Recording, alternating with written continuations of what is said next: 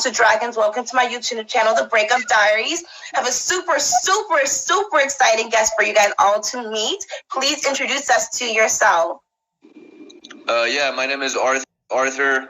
I'm fighting for the 145 title this weekend for the Leo Code in Orlando, Altamonte Springs at the Hilton. And yeah. Yes, so definitely check that out. If you guys look in the description, I put the links for tickets if you want to watch it on pay-per-view, etc., etc. But let's go ahead and get right into this, Arthur. So, we just asked the cliche question: what got you started into fighting? It was kind of random. I kind of started late. I was like 23, and I just was a fan of the sport, and just one day I wanted to try it.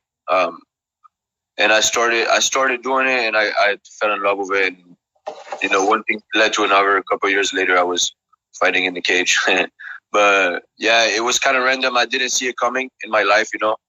I was kind of like drinking too much, just kind of wasting time until I was like 23, 24, and I fell in love with it. So I just went for it, and now I'm fighting a lot, and it's like my lifestyle. I love it. So when you came to the States, because you're from France. Yeah. When you came to the States, where did you immediately first go to? I lived in Miami for five years-ish. I was doing something completely different there. I went to Miami. I was in the 12th grade in high school. So after school, I went to college for like a year. I dropped out, and I opened my own store when I was young, like 21 years old. With all my savings, I opened the store. It was a cool experience. It was for about 2 years, but he ended up like not making enough money for me to keep it open, so I ended up closing it. I moved to Vegas just because it was going to be cheaper and to do something else, not even related to fighting. But yeah, it didn't take that long for me to get in trouble and got into fighting. So yeah, that's pretty much it for that. Okay, cool. So what is your diet preparing for this event? The diet is not too bad. I used to fight at 135 and used to cut way more. But as I'm getting older, I'm getting a little thicker. My bones are big, so I don't want to make 135 anymore. So I just diet about 3 weeks out. I have a sweet tooth. I love eating sweets and stuff, so it's hard for me not to do that. But Sunday I will. Saturday night I will. Cool.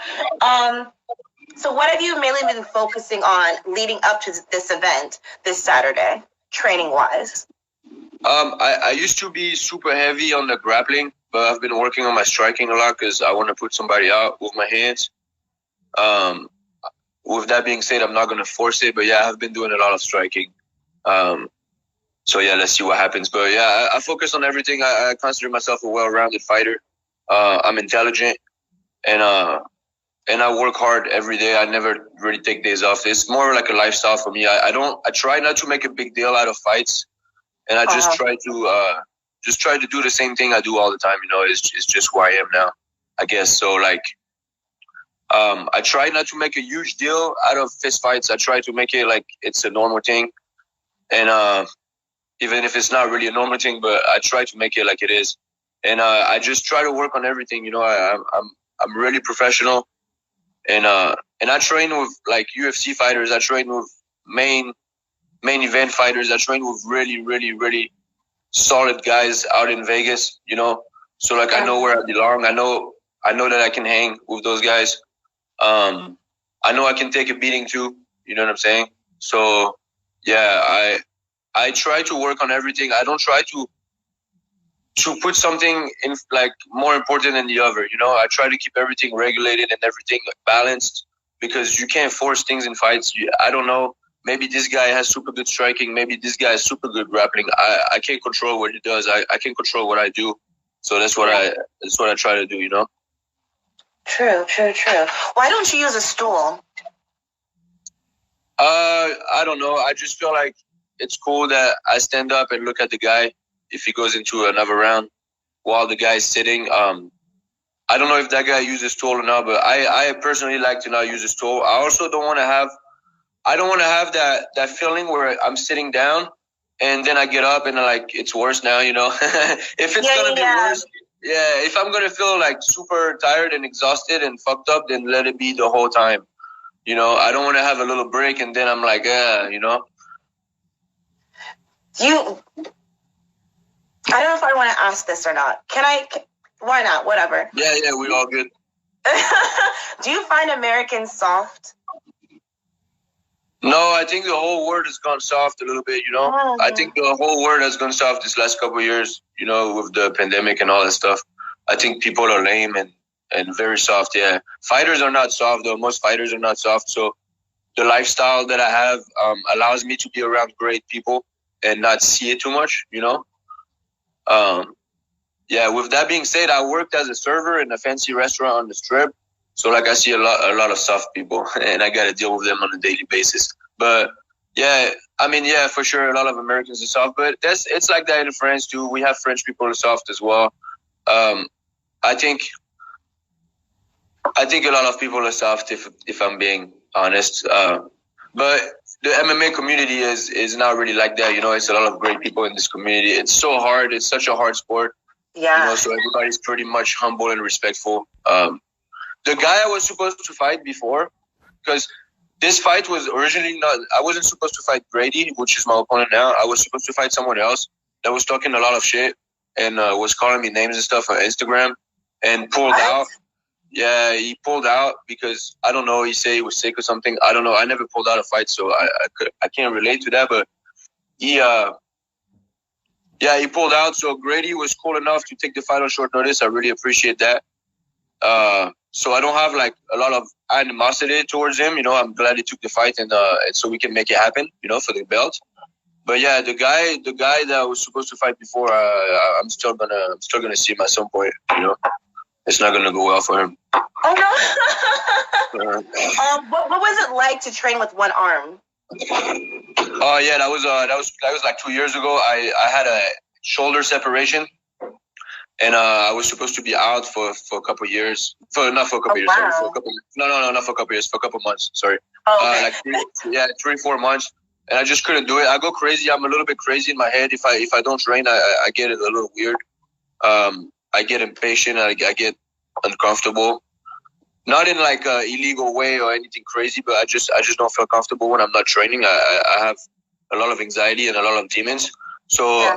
I had to make it happen. So I started training with a sling with one arm, and he kind of opened my eyes on a lot of things. You know, he made me train a different way, focusing on other things, and that opened my mind. So it was good. I mean, it wasn't ideal. You know, it was kind of annoying, if I'm being honest, but yeah, it was cool.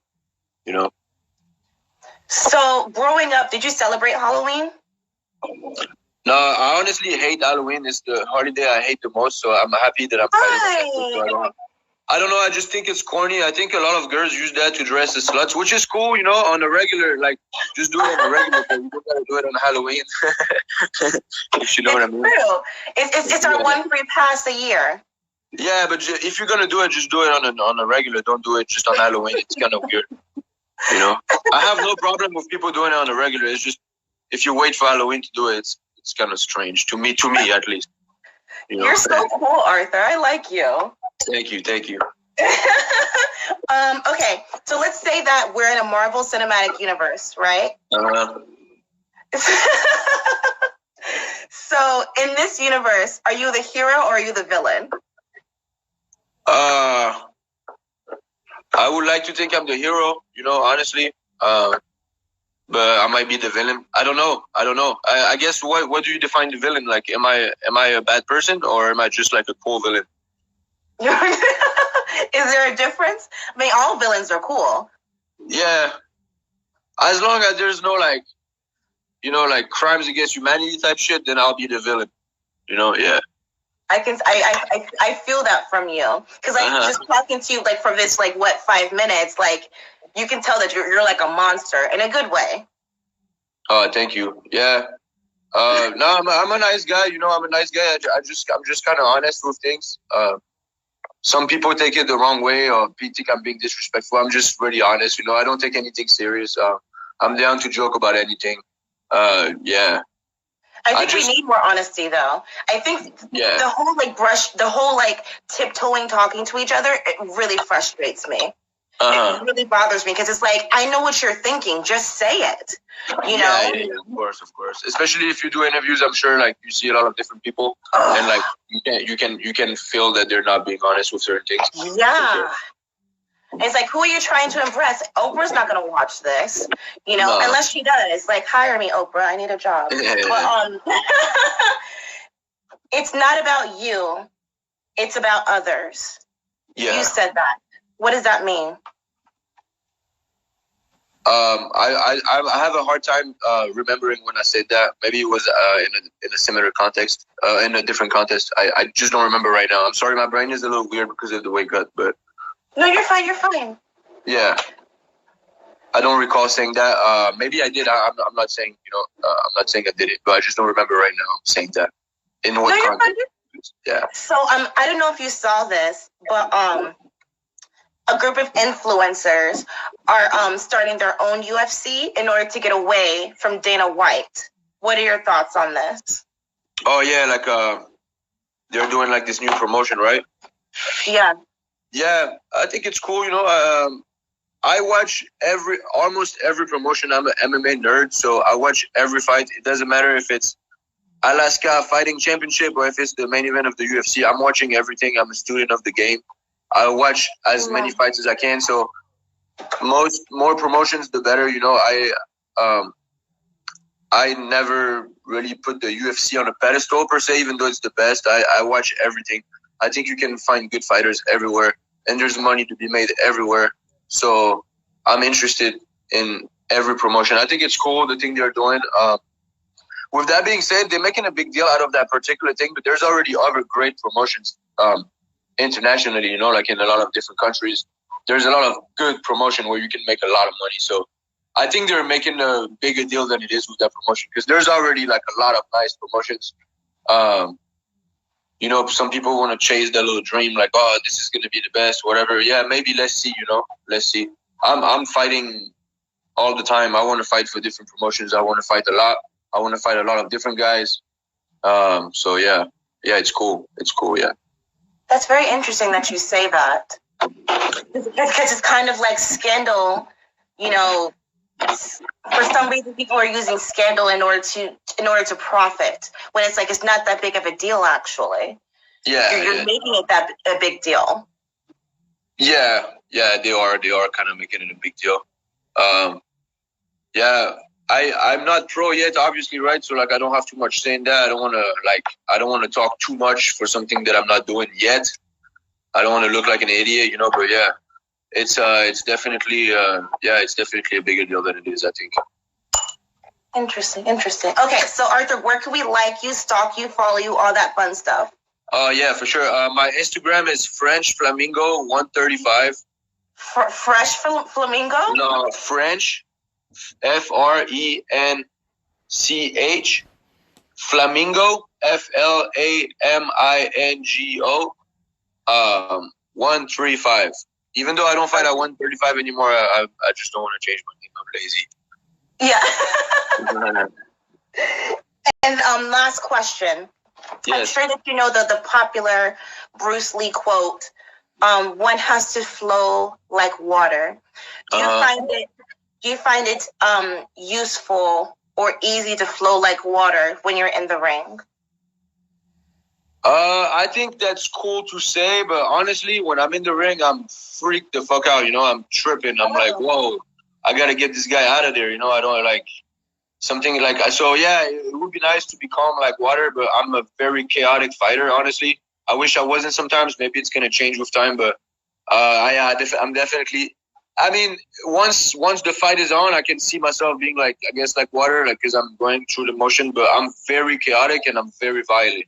So yeah, I wouldn't. I was watching one of your fights, and I was like, "Oh my god, I don't want to get him mad." Yeah. All right. Well, thank you so much for your time, Arthur. And for those of you, once again.